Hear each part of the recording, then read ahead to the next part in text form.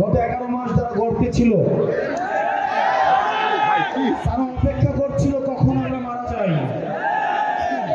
আবার আরেকটা দল যারা ইন্টেলেকচুয়াল প্রস্টিটিউট, যারা জ্ঞান পাপী, যারা বুদ্ধি পাপী, তারা ঢাকায় বসে বসে, মিডিয়ায় বসে বসে গতকাল গোপালগঞ্জের আওয়ামী লীগের যে আমাদের উপরে হামলা পরিচালিত হয়েছে সেটার তারা বৈধতা উৎপাদন করেছে।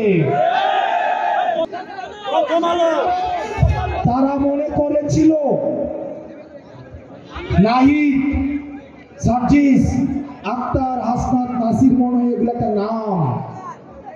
তারা মনে করেছিল এই 5 জনকে হত্যা করলেই নতুন বাংলাদেশের যে লড়াই সেটা হয়তো থেমে যাবে।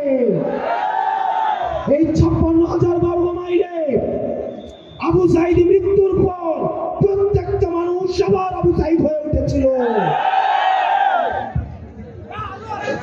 আমাদের মৃত্যুর পর যুক্তরাষ্ট্রের 1 নম্বর জিম চেইন গোল্ডস জিম এখন আবারও বাংলাদেশে বসুন্ধরা আবাসিক এলাকা ও বসুন্ধরা সিটি শপিং মলে।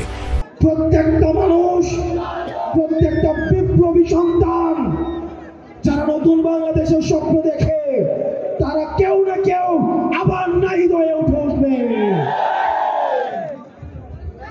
আমাদের বাংলাদেশ সেদিন থেকেই, সেই মুহূর্ত থেকে ঘুরে দাঁড়াবে।